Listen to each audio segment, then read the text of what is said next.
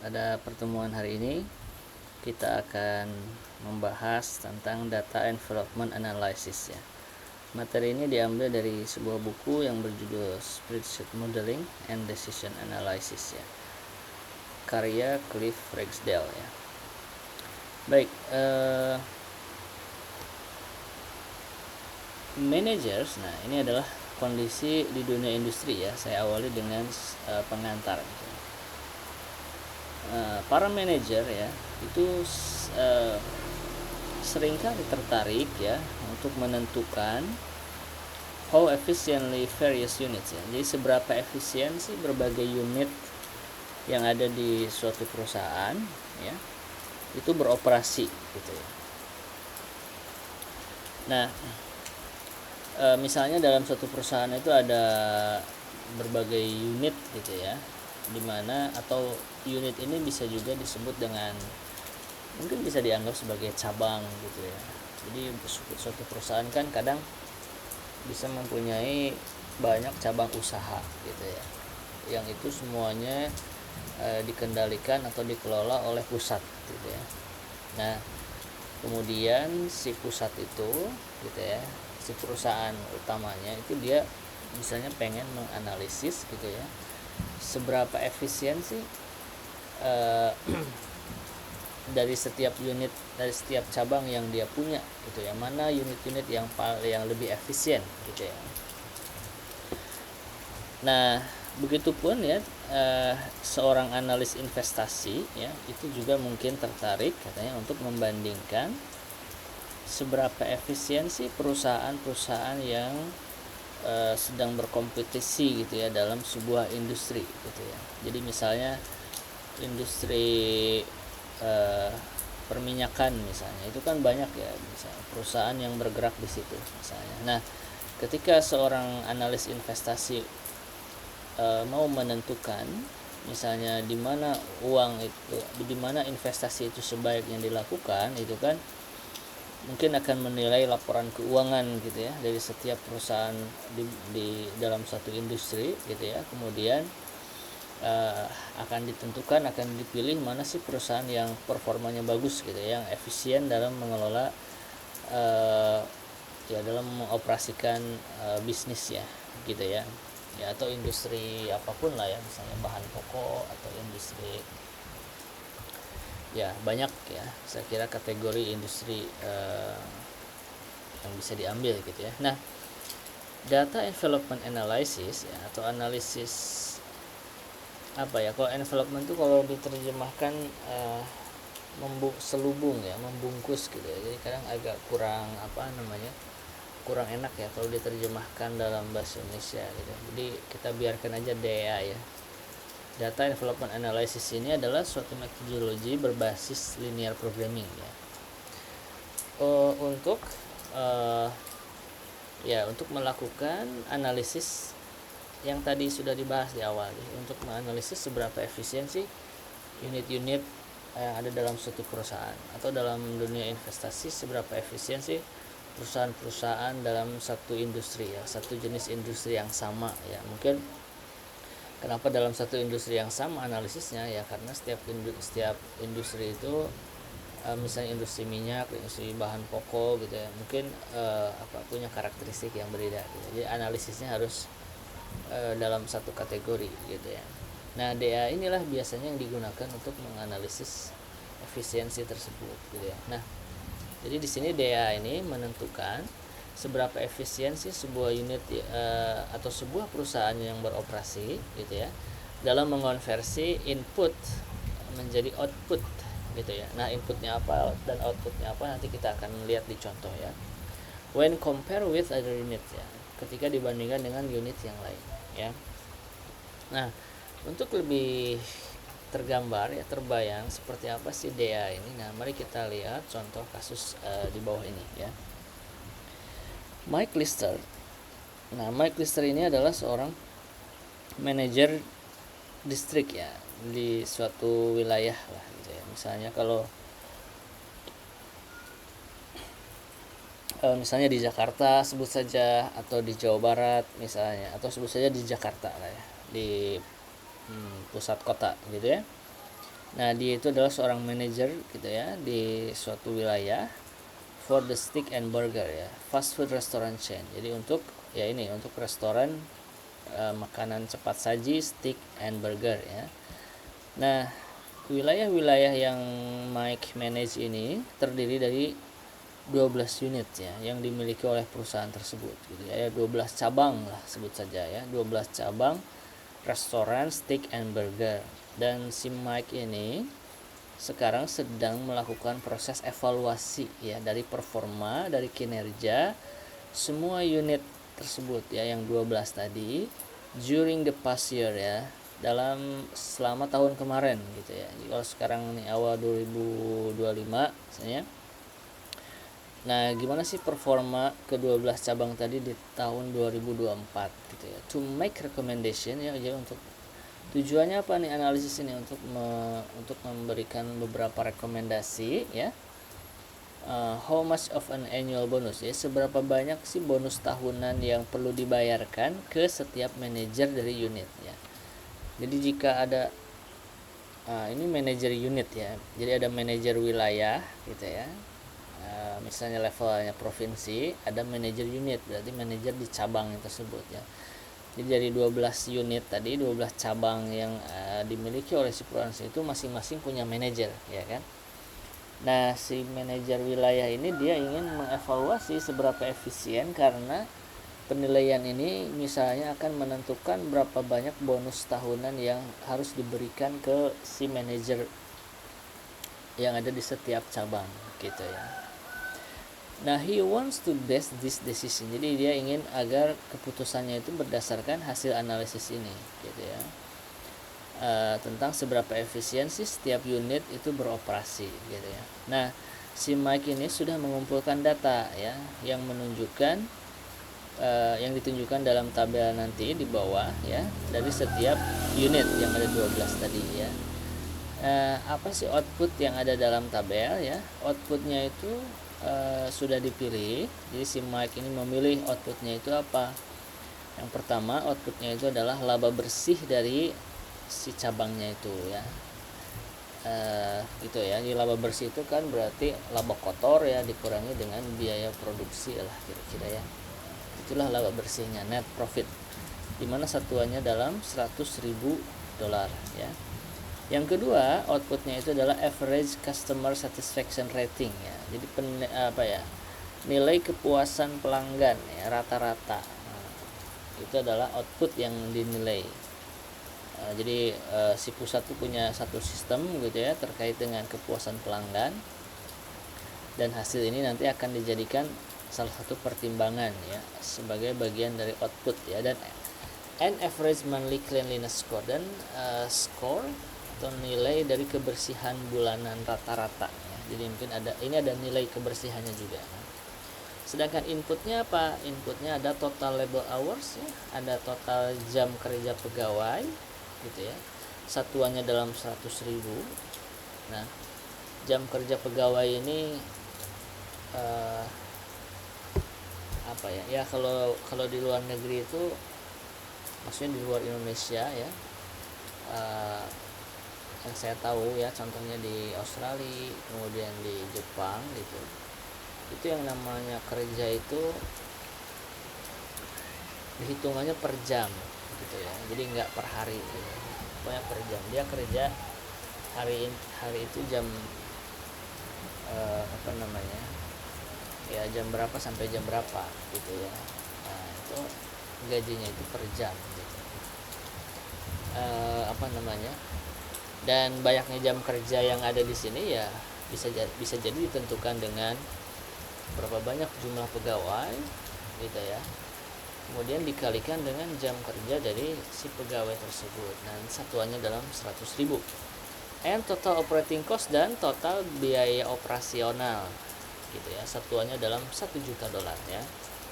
Dan si Mike ini ingin agar mau mengimplementasikan DA ini terhadap data tersebut ya, untuk menentukan nilai efisiensi dari setiap unit ya. Oke, kita coba lihat datanya ya.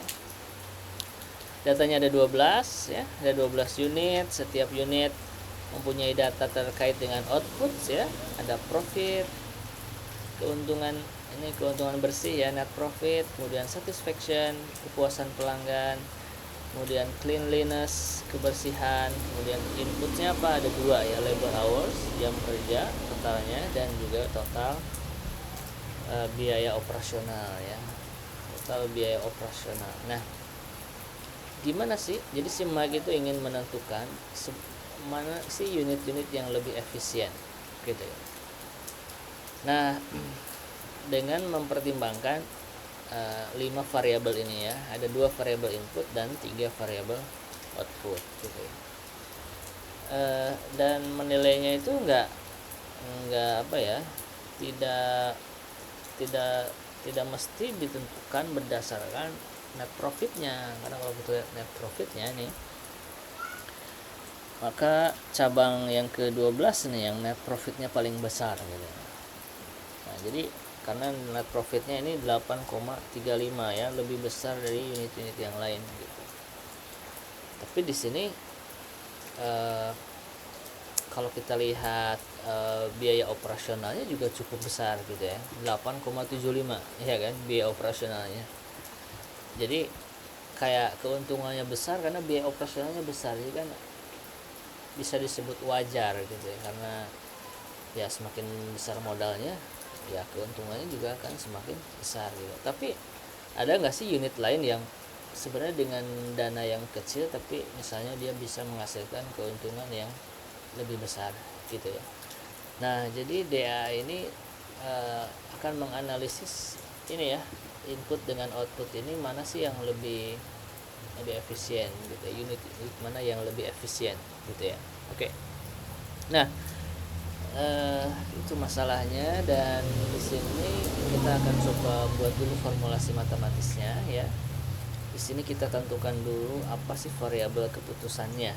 Oke. Nah, sebelum kita menentukan variabel keputusannya, di sini kita perlu menentukan atau mendefinisikan efisiensi dari sebuah unit itu apa gitu ya.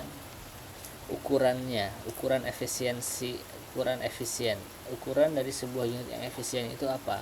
Di sini ukuran dari unit efisien itu rumusnya ini ya, jadi sigma OIJ kali WJ dibagi dengan sigma IIJ dikali VJ ya. Jadi WJ ini adalah bobot dari output ya, O itu output dan I itu input ya. Outputnya kan tadi ada ada tiga ya. Jadi I di sini menunjukkan unit keberapa, dan J nya di sini menunjukkan output keberapa ya. Outputnya kan ada 3 tadi ya, ada net profit, ada satisfaction, ada cleanliness ya gitu. Nah, dibagi dengan total input dikali bobotnya gitu ya, dan I nya ini menunjukkan unit ke I ya, dan J nya ini menunjukkan komponen inputnya ya. Tadi kan ada 2 ya komponen inputnya. Jadi ini adalah bagaimana cara mengukur efisiensi ya. Oke. Nah, ini penjelasannya ya. Nah, variabel keputusannya itu adalah bobotnya. Jadi WJ dan VJ-nya itu adalah bobotnya ya. Jadi karena input output itu ada 3 komponen, maka bobotnya ada 3 gitu ya. W-nya, nilai W-nya ada 3 nanti bobot output, dan karena input itu ada 2 komponen, maka VJ nilainya itu ada 2 ya untuk masing-masing komponen gitu. Nah, inilah variabel keputusannya ya. Nah, kemudian apa sih fungsi objektifnya ya? Fungsi objektifnya itu adalah ini masalah maksimasi ya. Jadi maksimasi apa? Maksimasi dari output ya.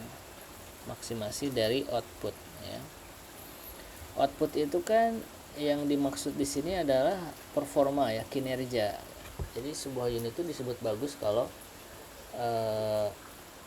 keuntungannya maksimum, nilai kepuasan pelanggannya maksimum gitu ya, dan juga tingkat nilai kebersihannya juga maksimum gitu ya. Jadi inilah fungsi objektifnya. Jadi kita ingin memaksimumkan output ya, ingin memaksimumkan output. Nah, kenapa kita tidak meminimumkan input di sini gitu ya? Bisa nggak kita meminimumkan input ya? Ya kalau kita lihat konteksnya, sebenarnya input itu kan biaya operasional, kemudian jam kerja gitu kan. Ya sebenarnya bisa-bisa saja. Cuman kalau kita lihat formula dari ukuran efisiensi ini gitu ya. Ketika kita memperbesar output ya, kita memaksimumkan output, itu kan artinya semakin besar pembilang ya, kan nilai efisiensinya juga semakin besar gitu ya. Semakin besar pembilang dalam suatu pecahan, maka nilainya akan semakin besar gitu ya. Dan nanti kenapa kita tidak memilih input, karena input ini nanti ya nanti kita lihat ya di bagian berikutnya ya. Nah, di sini it is impossible for any unit ya, katanya dalam menentukan constraint ya.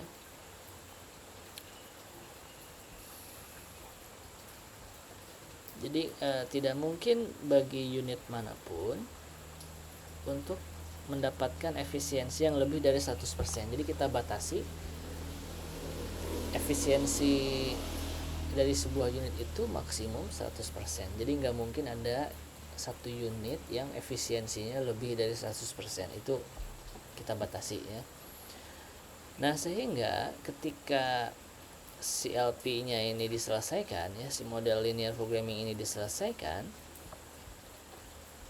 bahasanya each ya, karena nanti kita akan menyelesaikan linear programmingnya itu untuk setiap unit ya. Unitnya kan ada 12 ya, jadi kita akan selesaikan 12 kali nanti gitu ya, untuk setiap unit. Nah, unit yang sedang dalam evaluasi, yang dalam investigasi gitu ya, tidak bisa memilih bobot-bobot untuk dirinya yang akan menyebabkan efisiensi untuk unit yang lain itu bisa lebih besar dari 100% gitu ya. Jadi nanti teknisnya ya, atau cara kerja dari DEA ini, kita akan mengevaluasi unit 1 dulu misalnya. Nah, untuk unit 1 itu bobotnya berapa ya, bobot input dan juga bobot output dari unit 1. Cuma nanti tidak akan ditentukan oleh user ya, tapi nanti akan melakukan optimasi gitu ya, pakai solver agar mencari bobot terbaik gitu ya untuk input dan juga output di unit 1 agar total outputnya maksimum tadi ya, karena kita mau memaksimumkan output ya kan. Berapa sih bobot input dan output agar total output dari unit 1 itu maksimum ya. Kalau maksimum kan efisiensinya nanti lebih besar gitu ya. Nah, cuman ketika nanti solver mencari bobot dari unit 1, dia tidak, bobot tersebut itu akan juga berlaku untuk unit yang lain, sehingga di sini si solver itu akan memastikan tidak ada unit lain yang misalnya kita gunakan bobot dari unit 1, tidak ada unit lain yang kalau menggunakan bobot tersebut efisiensinya akan lebih dari 100% gitu ya. Makanya nanti dalam pencarian bobot di setiap unit itu tetap melibatkan data dari unit yang lain, gitulah kira-kiranya. Nah, oleh karena itu katanya untuk setiap unit ya, kita membutuhkan ini total pembobotannya. Jadi tetap akan menghitung total input dan total output dari unit yang lain gitu ya, untuk memastikan tidak ada unit lain yang yang efisiensinya bisa lebih dari 100% gitu ya. Kan efisiensinya itu lebih dari 100% kalau total outputnya lebih besar daripada total inputnya, ya kan? Kan kita tahu efisiensi itu rumusnya kan gini ya, total output dibagi total input gitu ya. Dan ini maksimumnya 1 atau 100% gitu ya. Jadi nggak mungkin ada satu unit yang efisiensinya lebih dari 1 atau lebih dari 100%. Artinya itu terjadi kalau total outputnya lebih besar daripada total input, ya kan, gitu. Nah, sehingga di sini ya, nah di sini ya, ini apa nih ya, ini total output itu lebih kecil atau sama dengan total input gitu ya. Jadi untuk memastikan nilai efisiensinya itu tidak lebih dari 1 ya, tidak lebih dari 100%, maka total outputnya harus lebih kecil atau sama dengan total input ya. Nilai efisiensi itu akan bernilai 1 kalau total outputnya sama dengan total input gitu ya. Boleh kurang di sini gitu. Makanya nanti nilai efisiensi itu rentangnya antara 0 sampai 1 gitu ya. Nah, kemudian constraint yang ini kita bisa tulis dalam bentuk ini. Total inputnya dipindah ke ruas kiri jadi negatif, di ruas kanannya jadi 0 gitu ya. Nah, kemudian constraint berikutnya, untuk mencegah solusi yang tidak terbatas, kita juga membutuhkan ini, the sum of the weighted input. Jadi total input yang dibobotinya itu harus sama dengan 1 gitu ya. Jadi total inputnya atau penyebut dari ukuran efisiensi tadi harus sama dengan 1 gitu.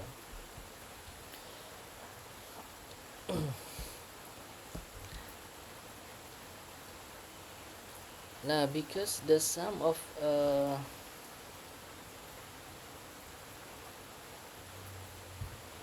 nah, karena total input yang diboboti dari unit yang sedang dalam penyelidikan harus sama dengan 1, maka total output yang diboboti yang akan dimaksimasi itu tidak akan melebihi, tidak bisa melebihi nilai ini. Jadi tidak bisa melebihi 1. Makanya di sini nilai efisiensi maksimum untuk setiap unit itu adalah 100% atau 1 gitu ya. Oke, nah. Oke. Ini ada beberapa catatan ya. Ini ada beberapa catatan. Oke. Jadi gini, kenapa sih total inputnya harus sama dengan 1 ya? Karena kalau tidak dibatasi nanti takutnya solusinya tidak terbatas katanya gitu. Jadi kan kalau total input yang bawahnya udah kita maksimum 1 ya, berarti total outputnya kan maksimum 1 juga ya. Karena kalau lebih dari 1 dia akan melebihi 1 ya. Jadi kalau misalnya ini 1,5, yang bawahnya 1, itu kan hasilnya 1,5, artinya kan lebih dari 100% gitu ya. Makanya ya solusi tak terbatas itu kan bisa banyak kemungkinannya ya. Total input itu kemungkinannya bisa banyak gitu ya, bisa kurang dari 1 ya, atau ya 0,5 misalnya. Jadi ya terlalu banyak ya kemungkinannya ya, makanya kita batasi gitu ya. Oke,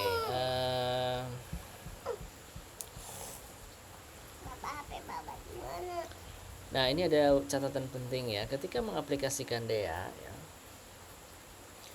ada satu asumsi di mana variabel yang dijadikan output itu adalah prinsipnya ini, more is better ya, lebih banyak itu lebih bagus gitu. Contohnya adalah keuntungan ya, atau profit. Yang namanya keuntungan itu kan semakin banyak semakin bagus gitu. Dan untuk variabel apa yang bisa dijadikan input, itu prinsipnya adalah less is better.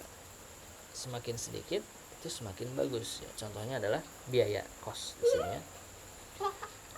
Nah, output atau variable input atau variable output apapun ya yang tidak sesuai dengan aturan ini, maka tidak bisa kita tidak bisa melakukan analisis DA ini yang tepat gitu. Makanya kita harus mengecek dulu gitu ya. Contohnya nih, the percentage of defective products produced ya, persentase banyaknya produk yang cacat yang diproduksi dalam sebuah perusahaan gitu ya, is not a good choice for an output.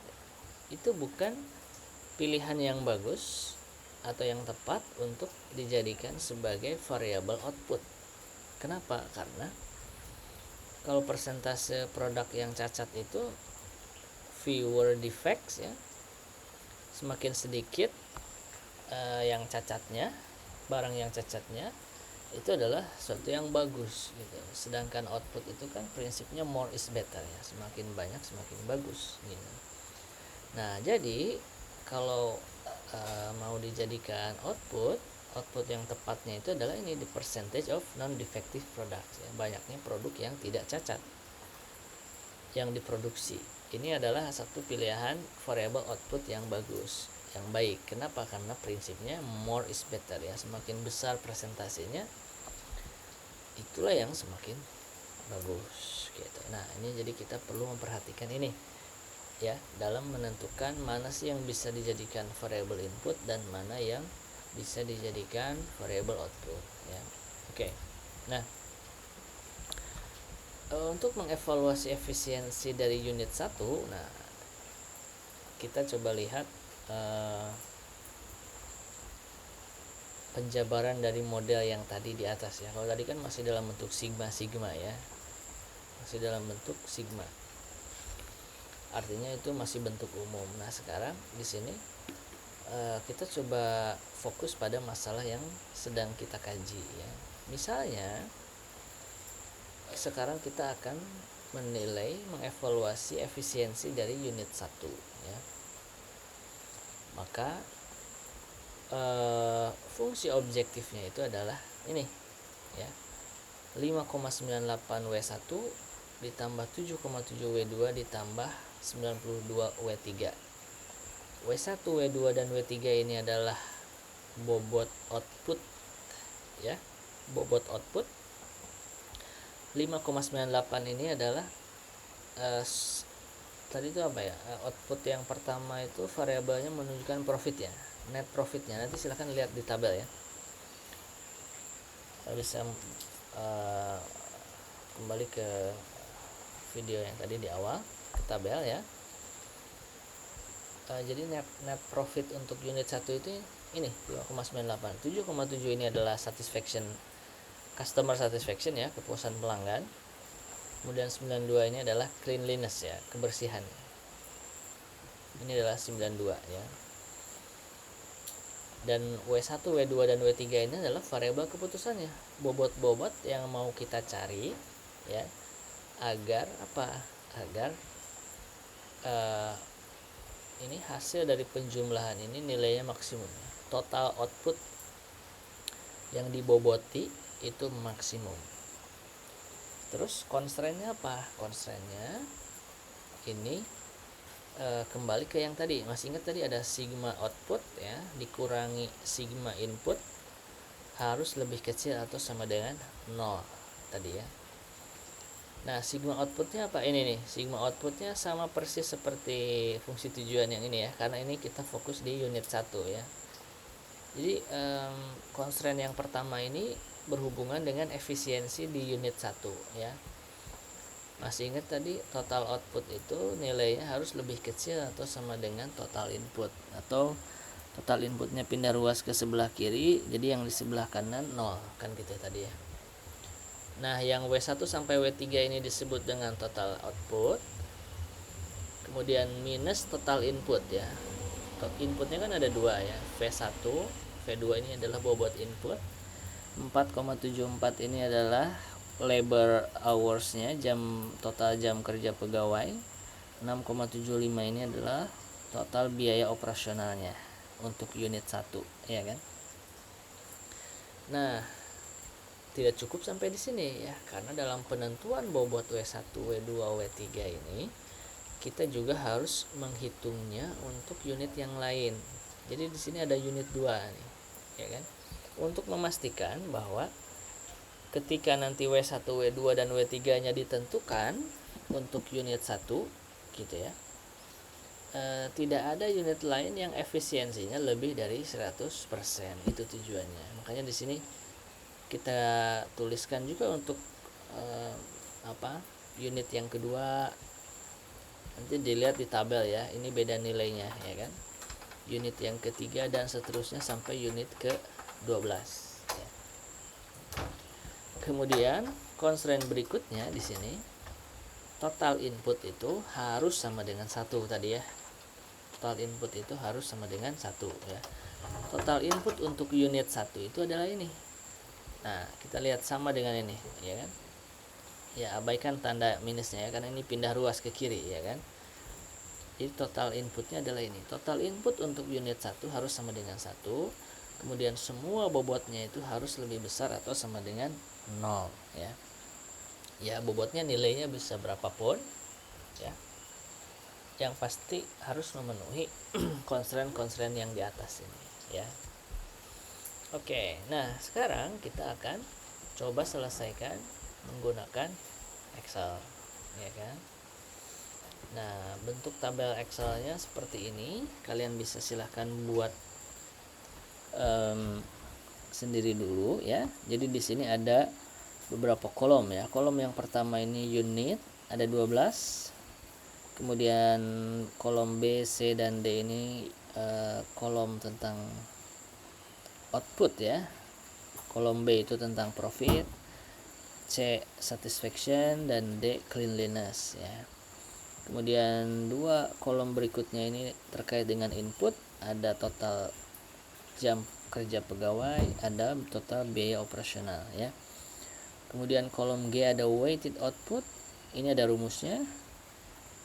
Kolom H weighted input, kemudian ada difference, ada selisih, dan juga ada efisiensinya ya, nilai efisiensinya berapa. Di bawah tabel itu ada terkait bobot ya. Bobot di sini ada 5 bobotnya ya. 3 pertama ini bobot output dan 2 terakhir ini adalah bobot input ya. Ini adalah variabel keputusannya nanti ya, si bobot-bobot ini. Kemudian unitnya 1, karena kita nanti akan awali untuk menilai efisiensi dari unit 1. Kemudian outputnya ini berapa sih total outputnya, dan juga total inputnya di sini. Oke. Nah, rumusnya apa sebenarnya ada di sini ya. Jadi kalian nanti tinggal ikuti. Sel yang G6 itu rumusnya ini, sum product. Nah, nanti kalian perhatikan mana yang menggunakan dolar dan mana yang tidak ya. Masih ingat ya prinsipnya kalau pakai dolar itu supaya dia nilai ketika di copy ke sel yang lain rumusnya atau di drag, maka sel yang dimaksud itu tidak akan berubah ya, tetap gitu ya. Oke ya. Ini ada kolom G6, H6. Nah, kolom G6 nanti di copy ke G7 sampai G17 gitu ya. H6 kalau sudah di setting nanti tinggal di copy ke H7 sampai H17 dan seterusnya ya. Nah, di sini saya sudah membuat juga, cuman di sini saya tambahkan mana bobot, ini keterangan ini aja ya, mana bobot untuk output dan mana bobot untuk input gitu ya. Oke. Nah, sekarang sebelum itu ya, ini rumusnya ya, sum product sama persis seperti yang tadi ada di bawah buku ya. Jadi kalau weighted output itu adalah total output ya, total output dari unit 1 yang diboboti ya. Kalau ini kan bobotnya masih 0 ya, makanya weighted outputnya juga 0 ya. Inilah yang akan dicari gitu ya, berapa sih bobot dari output dan berapa sih bobot dari input, agar outputnya maksimum. Kalau outputnya maksimum nanti efisiensinya berapa? Kan efisiensi itu prinsipnya output dibagi input ya kan, itulah efisiensi gitu ya. Tapi di sini efisiensinya dinilai dari outputnya ya, fungsi objektifnya nanti ya disimpan di sini.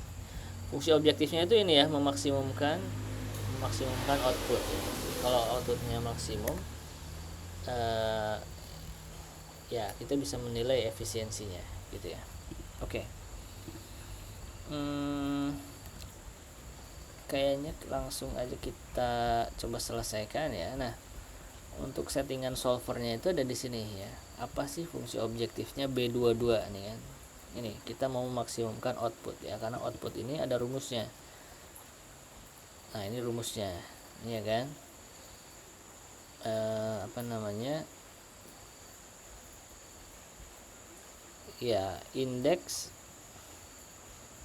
Indeks dari kolom G6 sampai G17 ini ya, yang nilainya ini sama dengan B21 ya. Berarti indeks pertama ya kan. Oke, ini input. Oke, jadi B21 ini jadi acuannya ya. Nanti ini otomatis. Oke, nanti kita lihat ya. Nah, sekarang kita coba ke solver ya. Oke, ini udah ada karena saya pernah coba, jadi saya reset dulu ya. Oke, nah fungsi objektifnya adalah kolom B2 ya, sel B22 sorry. Kemudian masalah maksimasi.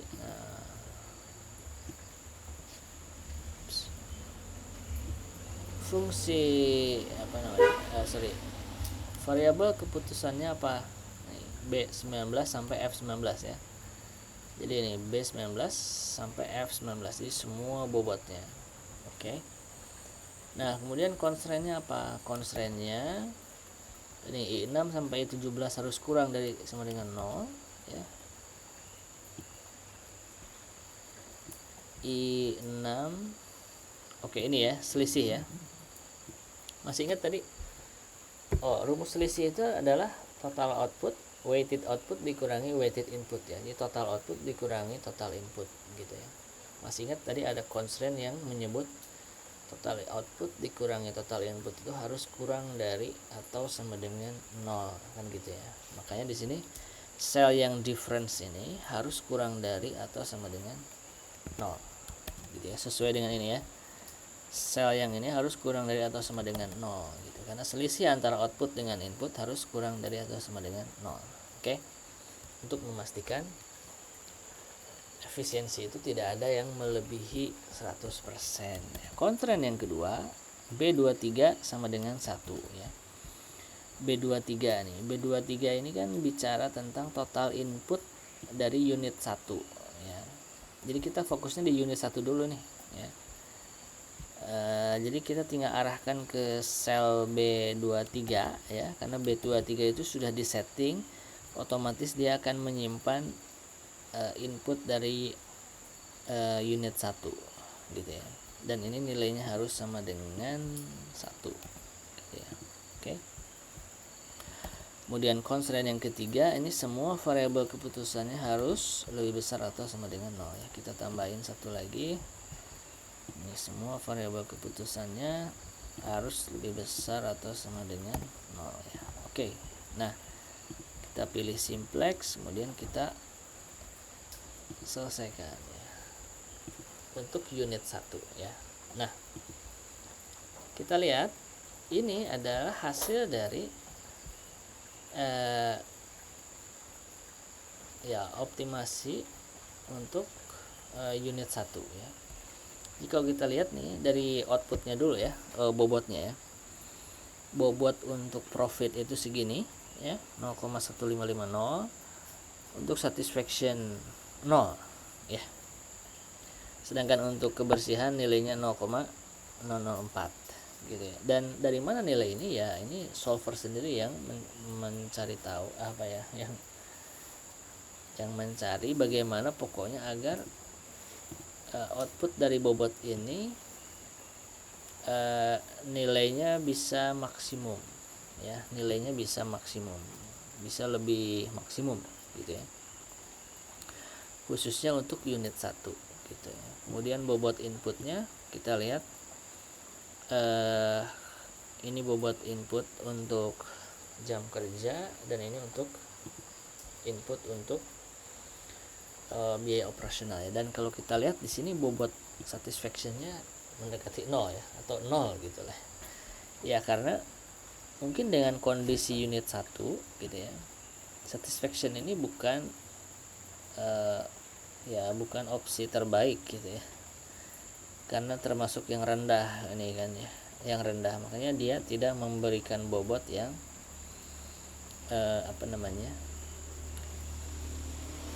yang artinya tidak ada bobotnya lah ya, karena kalau ada bobotnya dia akan kalah bersaing dengan unit yang lain gitu ya. Jadi di sini sebenarnya DA itu kayak memberi kesempatan pada setiap unit untuk mendefinisikan bobotnya sendiri agar dia bisa unggul dari unit yang lain. Makanya di sini untuk kasus ini dia tidak ditentukan gitu ya, karena bisa aja penilaian dari pusat itu bisa aja sebenarnya ada pembobotan yang sudah ditentukan ya. Misalnya gini, profit itu persentasenya dalam menilai gitu ya, dalam penilaian efisiensi itu profit itu nilainya 50% misalnya, satisfaction itu 25%, kemudian cleanliness 25%, kan bisa aja sebenarnya bobotnya ditentukan ya oleh pusat gitu ya. Tapi di sini dalam DA itu kayak memberi kebebasan kepada setiap unit untuk mendefinisikan kelebihan dirinya sendiri gitu ya, dibandingkan dengan unit yang lain gitu ya. Tapi ketika dia menentukan dalam tanda petik kelebihan untuk dirinya sendiri, itu juga akan menjadi alat ukur untuk unit yang lain. Jadi bobot-bobot yang ditentukan ini seandainya diterapkan untuk unit yang lain, hasilnya ini gitu ya, hasilnya ini nih, lihat ya kan, hasilnya ini.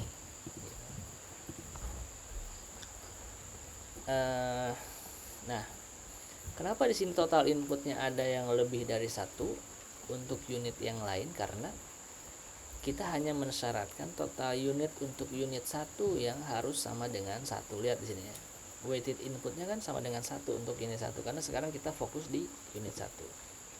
Adapun unit yang lain itu nggak ada keharusan, nggak kita masukkan ke dalam constraint ya. Makanya di sini ada yang lebih dari 1 ya, nggak masalah ya. Tapi kalau kita lihat bagaimana perbandingan antara output dengan input ya, lihat nilai output itu selalu lebih kecil atau sama dengan inputnya ya kan, untuk semua unit yang lain ya kan. Nih lihat kenapa,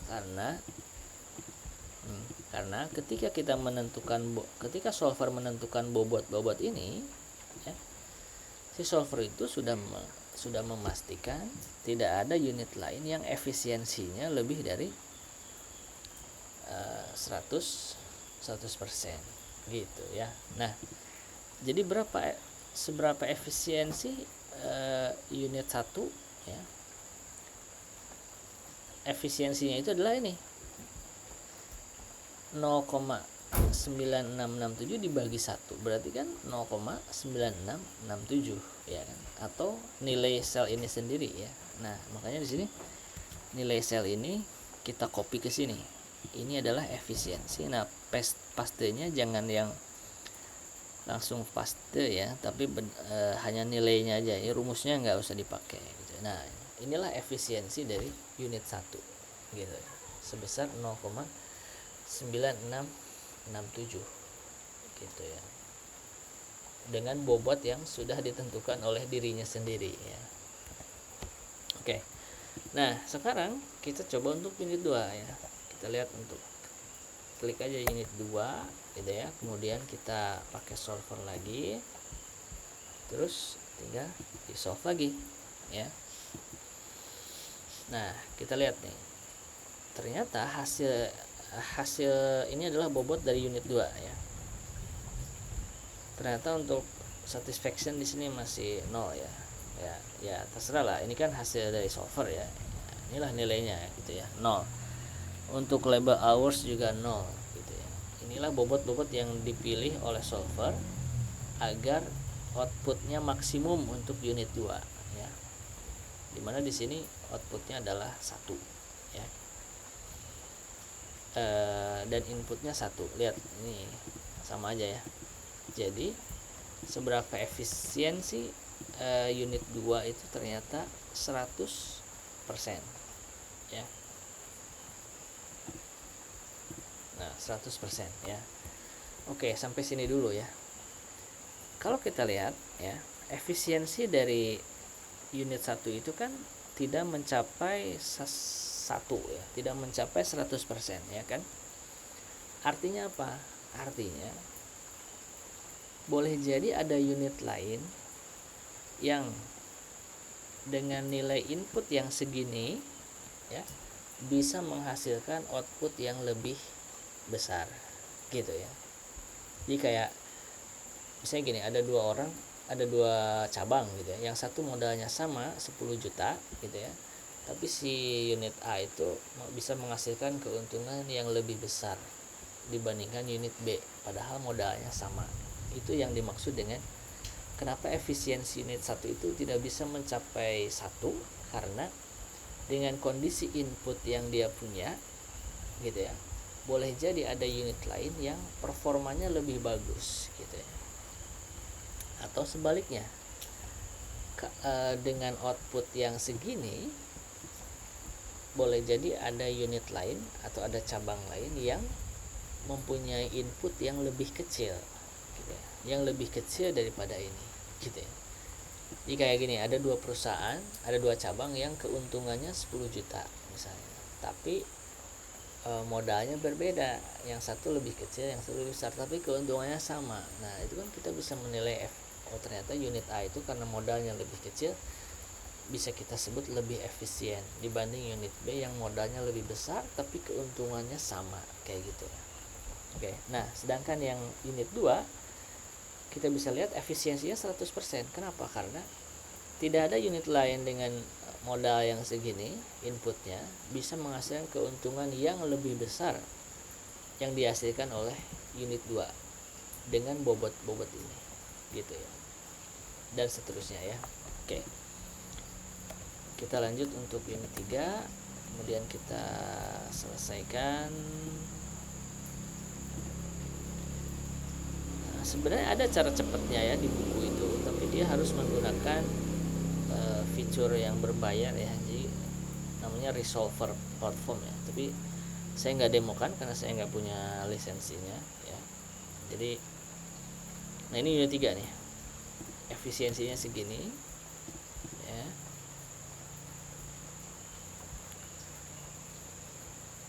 Oke, atau ya oke, kita cari untuk unit 4. Oke, unit 4 efisiensinya 100%. Kita cari unit 5.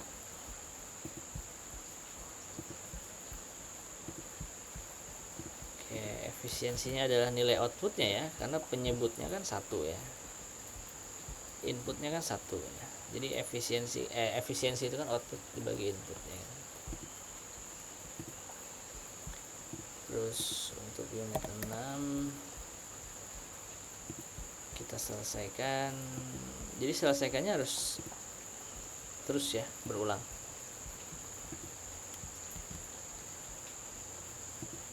Karena bobotnya berubah-ubah ya kan. Nah, jadi ketika kita ganti dengan 7, sebenarnya outputnya berubah ya kan. Tapi output ini kan menggunakan bobotnya unit 6 ya kan. Jadi sekali lagi ini memberi kebebasan pada unit tertentu tersebut untuk menentukan, mendefinisikan kesuksesannya sendiri-sendiri. dengan bobot-bobot ini. Makanya ketika kita ganti unitnya, kita harus run lagi karena bobotnya akan berubah lagi. Nah, ini unit 7 itu 100% ya. Kemudian unit 8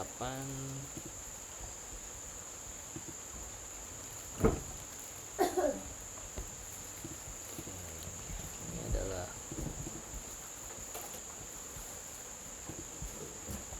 bobotnya. Unit 9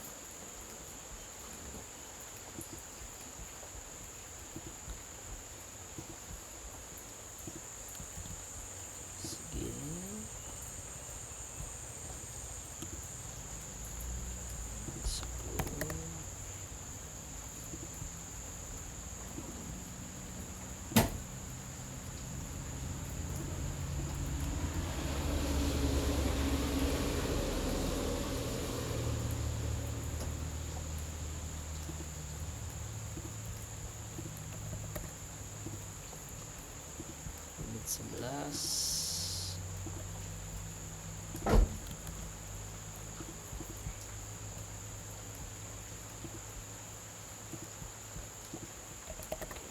12 terakhir.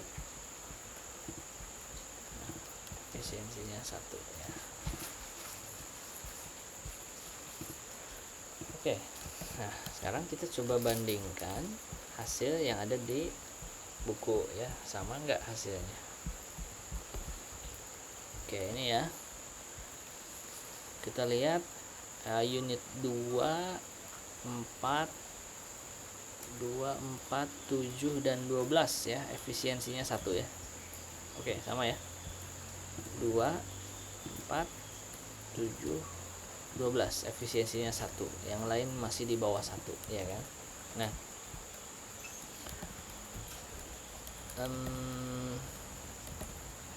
oke, yang 10 itu nih 0,79. Oke, sama. Oke, sama ya. Nah, kita coba lihat analisis hasilnya ya. Dari hasil gambar yang tadi atau dari hasil tabel ini ya, tabelnya menunjukkan bahwa unit 2, 4, 7 dan 12 itu efisiensinya 100% ya kan, dalam berdasarkan analisis DEA ya. Sedangkan unit yang lain itu beroperasi less efficiently, jadi kurang efisien ya. Nah, tolong dicatat bahwa nilai efisiensi 100% itu bukan berarti bahwa unit tersebut itu beroperasi dengan cara yang terbaik gitu. Artinya bukan berarti unit tersebut tidak bisa menghasilkan performa yang lebih bagus dari itu, bukan gitu ya. Tapi maknanya it simply means that tidak ada kombinasi linier dari unit lain ya, yang dalam kajian tadi ya, yang bisa menghasilkan ya output yang ya tadilah yang saya maksud ya, ada dua kategori ya. Jadi disebut tidak, jadi ketika dia sebut efisiensi 100% efisien itu artinya tidak ada unit lain dengan bobot-bobot yang sudah ditentukan yang bisa melebihi efisiensi dari unit 2 gitu ya. Efisiensi unit 4 juga sama, nggak ada unit lain yang bisa lebih efisien dengan unit 4 dengan input segini dan output segini dan bobot yang sudah ditentukan tadi ya, yang didefinisikan oleh si unit 4 gitu ya maksudnya. Jadi tidak ada unit lain yang dengan modal yang sama, input yang sama bisa menghasilkan output yang lebih bagus dari ini gitu ya. Oke. Nah, itulah maknanya ya. Nah, ini contohnya, katanya unit 1 itu efisiensinya 96,67% ya. Jadi ini tinggal dikali 100, hasilnya kan jadi 96,67%. Inilah nilai efisiensinya dari unit 1 ya kan. Dan kalau kita lihat ini kurang efisien ya kan. Maksud kurang efisien itu karena tidak mencapai 100% ya. Ya kalau kita lihat bandingkan sama unit lain ya 0, ini yang paling rendah ya, efisiensi yang paling rendah itu adalah unit 8 ya kan, unit 8 ya. Kenapa ya? Karena kalau kita secara logika ya, lihat aja nih, jam kerjanya cukup tinggi dibandingkan dengan unit lain, biaya operasionalnya juga cukup tinggi, tapi dia menghasilkan profitnya hanya segini lah gitu dibandingkan dengan unit lain gitu. Makanya jadi apa ya, ketika unit 8 ini sebenarnya diberi kebebasan ya kan untuk mengukur performa dirinya, tapi ternyata dengan bobot berapapun gitu ya, nggak ada yang bisa lebih bagus. Maksudnya Luitnya itu tetap lebih bagus gitu ya kalau dia menggunakan data-data ini. Nah gitu ya. Oke, nah gitulah intinya ya dari apa namanya,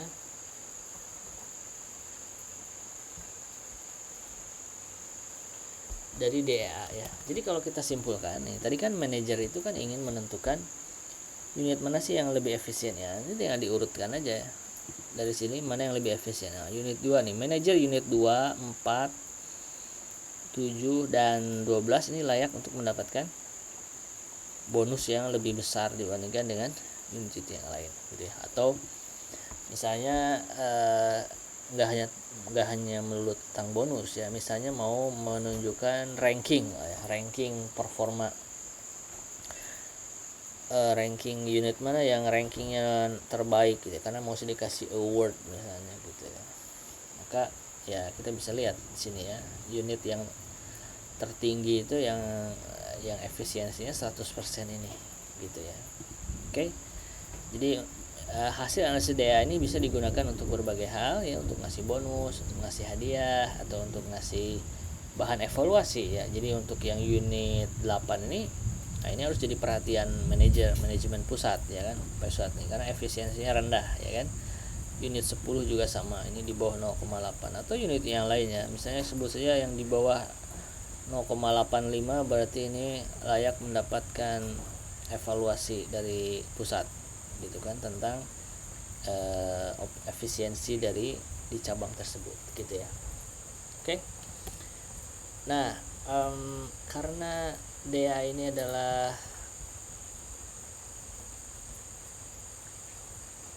subbab terakhir ya dalam bab apa ini ya, saya lupa babnya. Jadi di sini ada satu catatan penting yang mau saya garis bawahi ya. There are many ways a given LP problem ya. Jadi ada banyak cara katanya. Jadi kalau kita menemukan masalah linear programming, ada banyak cara mengimplementasikan atau ya menuliskan masalahnya itu dalam spreadsheet gitu ya. Jadi bentuk tabelnya itu maksudnya nggak mesti harus kayak gini untuk masalah DA gitu. Mungkin ada yang membuat tabel versi yang lain. Kalau ini kan kayak ke bawah gitu ya. Bisa nggak sih nama unitnya ke samping aja? Sebenarnya bisa saja gitu ya. Karena yang paling penting itu adalah gimana kita memasukkan fungsi objektif, kemudian variabel keputusan dan constraint-constraintnya itu. Adapun masalah bentuk tabelnya kayak gimana, itu tidak ada jawaban tunggal gitu ya. Jadi masing-masing bisa mempunyai interpretasi sendiri bagaimana dalam menyajikan masalah tersebut dalam tabel gitu ya. Jadi itu sih poin penting dari akhir bab ini ya, sebelum nanti kita akan bahas bab yang lain. Oke, itu saja yang bisa saya sampaikan, mudah-mudahan ada manfaatnya. Assalamualaikum warahmatullahi wabarakatuh.